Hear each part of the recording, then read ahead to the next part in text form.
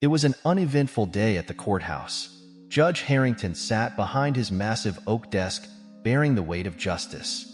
His courtroom, known for its no-nonsense attitude where the gavel reigned supreme, felt different that day.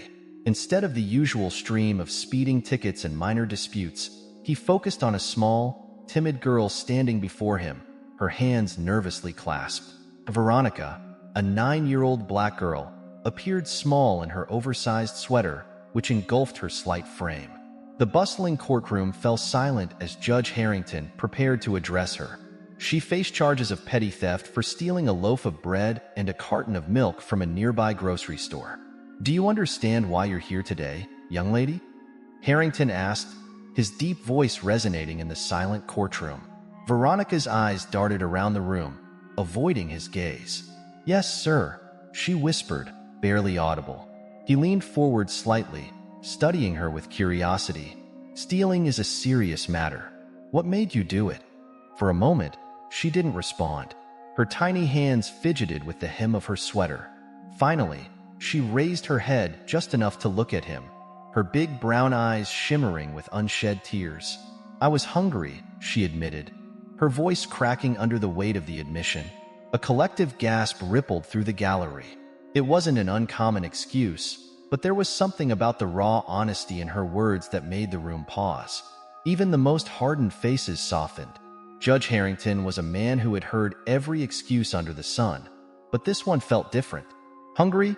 he repeated, his tone less stern now. Veronica nodded. "Yes, sir. My mom tries her best, but sometimes there's no food at home." Behind her, a frail woman sat in the back row, clutching a tissue to her face.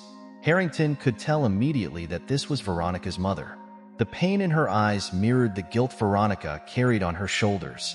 The courtroom felt heavier than ever, and Harrington tapped his pen on the desk as he thought. He had a decision to make, but for the first time in a long while, it wasn't an easy one. As Veronica stood there, Judge Harrington's gaze flickered to the woman in the back row. The mother.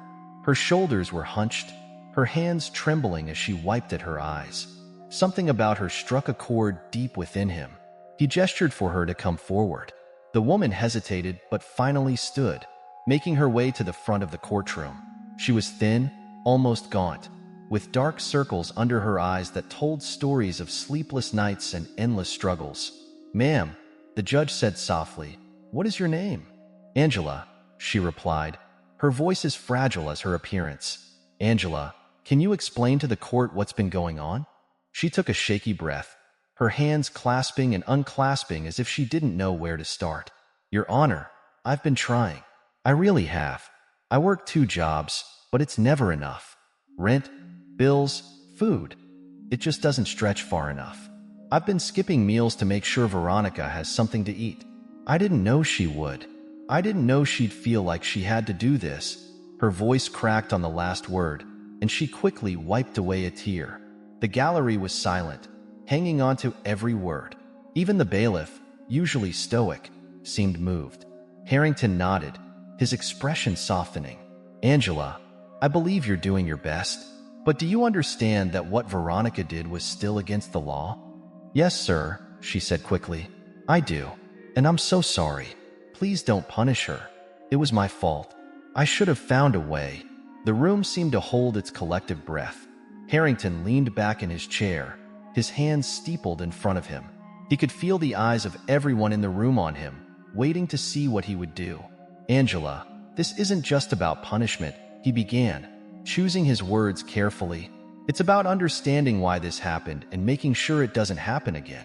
I'm going to ask Veronica something now." He turned his attention back to the little girl, who had been standing silently, her head bowed. "Veronica, can you promise me something?" "Yes, sir," she said quickly, her voice trembling. "Promise me that you'll never take something without asking again." "I promise," she whispered, and for the first time, a tiny glimmer of hope appeared in her eyes. Judge Harrington straightened in his chair, his decision clear in his mind. "Veronica," he said, his voice steady, "I'm not going to punish you today." A wave of murmurs swept through the courtroom. Angela gasped softly, her hands flying to her mouth. Even Veronica looked up in shock. "But," The judge continued, "We need to make sure this doesn't happen again. Not for you, not for your mom." He turned to the bailiff and motioned for him to approach the bench. After a brief exchange, the bailiff hurried out of the courtroom. The room was abuzz with speculation. What was happening? What was the judge planning? Minutes later, the bailiff returned, carrying several large bags. He placed them on the floor next to Veronica. She stared at them, confused. "These," Judge Harrington said, "are groceries for you and your mother. Enough to last you the week." Veronica's mouth fell open, and Angela's knees almost gave way. "But that's not all," the judge continued. "Every week for the next 6 months, you'll receive more. This isn't charity, it's a community effort. We can't have our children going hungry. It's unacceptable." The courtroom erupted in applause. As the applause died down, Judge Harrington addressed the room. "Let this be a lesson for all of us. Sometimes, people don't need punishment, they need help. Veronica made a mistake, but it was out of desperation. It's up to us to make sure our community supports families like hers." Reporters in the room scribbled furiously, capturing every word. Harrington wasn't just making a decision. He was sending a message. Angela and Veronica stood there, overwhelmed with gratitude. "Thank you," Angela managed to say through her tears. "I don't know how to thank you enough." "You just did," Harrington replied with a small smile. The courtroom buzzed with emotion as Judge Harrington adjourned the case. Angela and Veronica left with their heads held high, carrying not just the bags of groceries, but also the renewed sense of hope they hadn't felt in years. What started as a small act of compassion by Judge Harrington began to snowball into something far bigger than anyone could have anticipated. News of the case spread rapidly.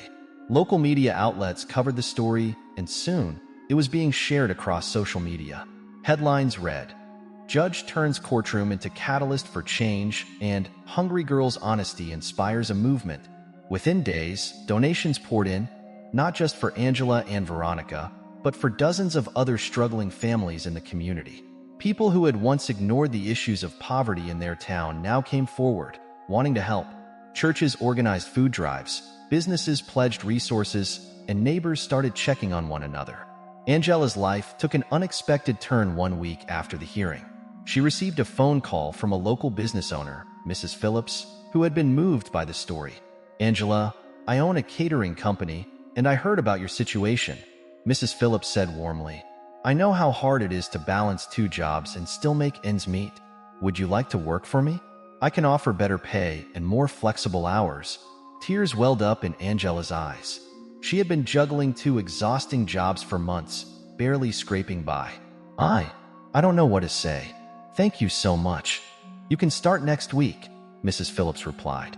"And bring Veronica by too. I'd love to meet her."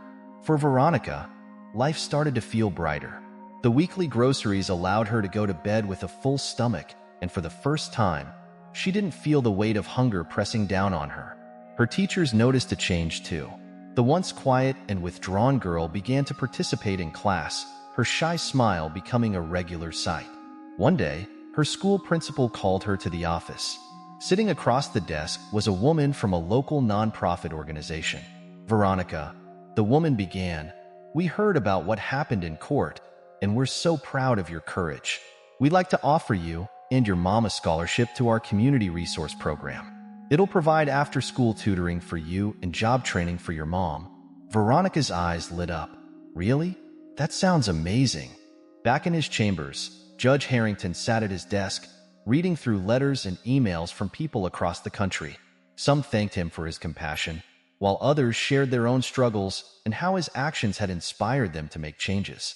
He smiled as he read one particular letter from Veronica, written in her neat, childlike handwriting. "Dear Judge Harrington, thank you for helping my mom and me. We're doing better now, and I even made a new friend at school. My mom says you're a hero, and I think so too. Love, Veronica." He folded the letter carefully, placing it in his drawer. For the first time in his long career, he felt like he had truly made a difference, not just in the courtroom, but in the lives of people who needed it most. The case of Angela and Veronica sparked a lasting tradition in the community. Every month, the courthouse hosted a day of compassion. where struggling families could receive support, resources, and legal aid. Judge Harrington himself became a regular speaker at these events, advocating for systemic changes to address poverty and hunger. For Angela and Veronica, life wasn't perfect, but it was undeniably better. Angela excelled in her new job, earning promotions and even saving up enough to move into a better apartment. Veronica flourished in school, her once dim future now filled with possibilities. And though the world around them was still far from perfect, the kindness of one man and the honesty of one little girl had sparked a ripple effect that changed not just their lives but the entire community. This conclusion ties together the threads of compassion, growth, and transformation while emphasizing the broader impact of small acts of kindness. Would you like me to adjust any part or expand on any particular section? If you were in Judge Harrington's position, how far would you go to change the life of someone standing before you? Would you take the risk to make a difference, or would you walk away, leaving their fate to the system? This is more than just a story. It's a reality for countless families. But every act of compassion, no matter how small, has the power to create ripples of change. Be the one who chooses action over apathy, empathy over indifference. Start today. Support local charities, advocate for systemic reform, or even lend a hand to someone in your community who's struggling. If it moved you, support us by liking, sharing, and subscribing. Your support helps us bring more stories that inspire and ignite change. Together, let's make a difference.